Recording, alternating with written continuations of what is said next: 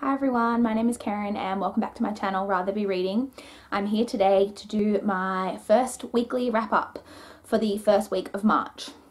I've kind of decided to do weekly wrap ups from now on for a couple of reasons. I am still going to do monthly wrap ups. So basically how it's going to work is for the first kind of 3 weeks of a month, I'm going to do a weekly wrap up, and then at the end of the month, I will do a monthly wrap up, and I'll just touch on the things that I've kind of spoken about in the 3 weekly wrap ups, and I will talk about in more depth the books that I've read in that last week, and I'll talk about kind of my favorite books, things like that. I just think this will make it easier in terms of that. I'll be able to speak about the books a little bit more in depth where I want to without having to worry so much about the length of the video. I'll have physical copies with me more often because I won't have had to take them back to the library. And also I'll just generally remember more about the book. Sometimes I have to really look back and remember, like at my reviews, to remember what I thought about them, because by the time it gets to the end of the month and I've read, you know, another 10 books since I've read the book I'm talking about, I've quite often forgotten a bit about that book. So that'll be helpful. So basically in these weekly wrap-ups, I will just talk about what I read that week, what I'm planning to read in the week coming up, and also I will probably show any books that I've kind of gotten over that week. So yeah, let's just jump straight in with the first weekly wrap-up for March. Apologies if the camera angle has changed. I just ran out of memory, so I've just gone through and deleted some old videos to make room. So sorry, jumping back in. The first book I read in the first week of March was actually one that I started at the end of February, and that is Warrior's Woman by Johanna Lindsey. Yes, this is your typical cheesy romance, as I'm sure you can tell from the cover. Although, looking at the cover, I actually thought this was a historical romance, and it's actually not. It's actually set in the future. Although having said that, she does travel to another planet, which is kind of a barbarian planet, so it's kind of a mix of kind of a historical and futuristic romance, which is kind of cool. You know, this is just, as I said, your typical cheesy romance. It was nothing special, but it was enjoyable, so I gave this 3 stars. After that, I picked up Down from the Mountain by Elizabeth Fixmar.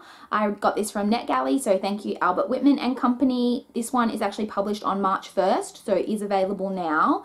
This is a YA story about a girl who is living kind of in a, well, it's a cult, it's an alternate religion.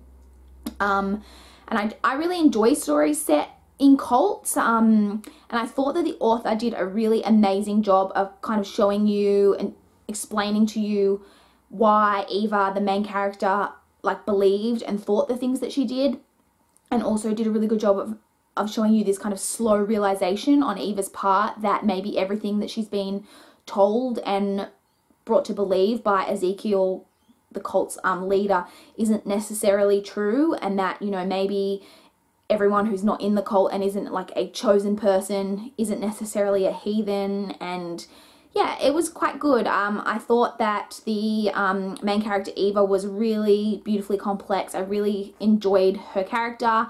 The only real problem I had with this book was probably the ending.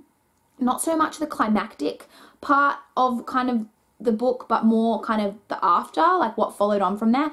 I just kind of thought that could have been handled better. But overall, I did think this was a worthwhile read, and I gave it 3.5 stars.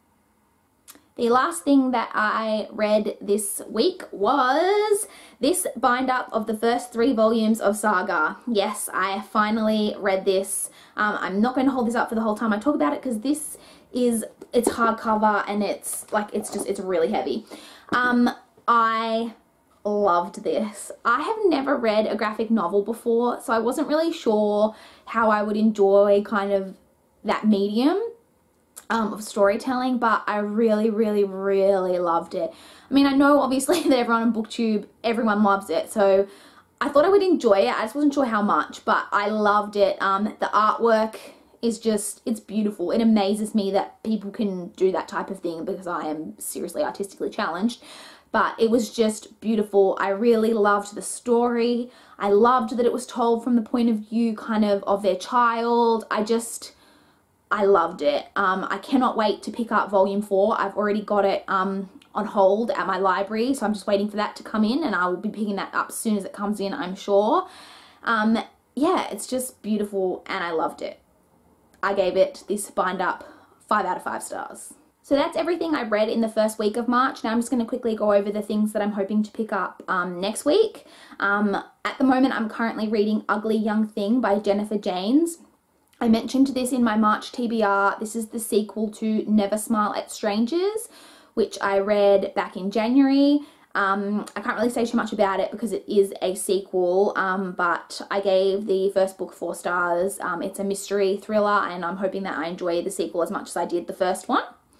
After that, I'm planning to pick up The Jewel by Amy Ewing. Again, I spoke about this in my March TBR. You know, this is a dystopian story. I've spoken about it a couple of times now, so I won't go into it again, but I'm really excited to pick this one up. After that, I'm planning to pick up another one of my NetGalley reads, which is Shadow Heart by Pamela Tayufa. I'm sorry, I'm not sure if that's how you say that. I've probably completely butchered that name, sorry. This is just, I think this is an adult romance book. I believe it's about a girl who falls in love with a older guy. I don't know how much, I think he's like 8 years older, and they both have like a lot of baggage and issues, and it's just kind of about their relationship. That's all I really know about it. And yeah, I look forward to reading that. And then if I manage to read all 3 of those things, I'm not sure if I'll finish all of those, but if I do, I will probably then pick up Divergent. Yeah, I'm hoping to read at least Divergent and Insurgent this month before I go see Insurgent when it comes out. So yes, I will probably pick up this one if I finish both of those 3. So that's what I've read and what I'm planning to read, but I have actually got some books to haul. A few of my orders have come in this week, so I'll just quickly show you those. First off, we have this box set of the Vampire Academy books. I mentioned this in my Top 5 Wednesday video of series that I plan to start this year. I haven't read this series. I'm really excited to pick it up. I've heard amazing things about it. And yeah, so I ordered this and it's come in. I'm not sure how I feel about the fact that this first book, let me pull it out. I'm not sure how I feel about the first book being this like movie tie-in cover, but I do know that basically all of the covers for this series are quite awful, so I figured, you know, is it really going to be that much better to get the awful cover that isn't the movie tie-in edition? And this came in the box set, and the spine does still have, like, you know, the Vampire Academy symbol and that, and it does match up with the other books. So yes, there's that. And then I actually won a giveaway on YouTube, which was my first ever giveaway that I've won. So that was really, really exciting.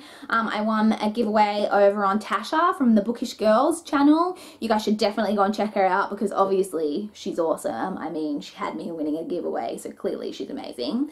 And so I got to pick a book of my choice from the Book Depository up to a certain value.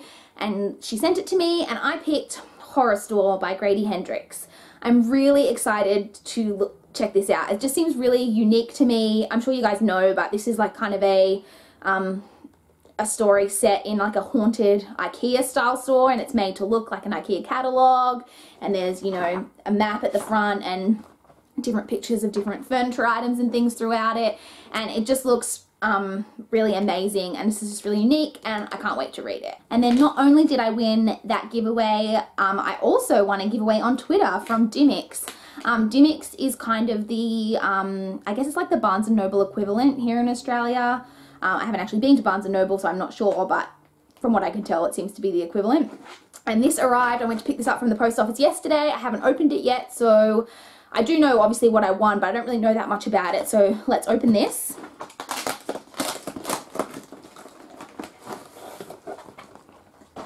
Okay, so this is Cartel by Lily St. Germain. I don't know too much about this. I looked into it obviously when I won it, and I believe it's about a girl who grows up in a family like of drug lords, but then she is kind of sold off to pay a debt to bikies. I think it sounds really interesting. I think it might be the first in a series, so hopefully if I like it I can then pick up the others. So yeah, and there's this. So that's it for this weekly wrap-up. Let me know what you guys think of this kind of weekly wrap-up format. You know, if you like it or don't like it, let me know. You know, if you liked this video, please like, please comment, and please subscribe to my channel. And that's all I've got for you today. Bye, guys.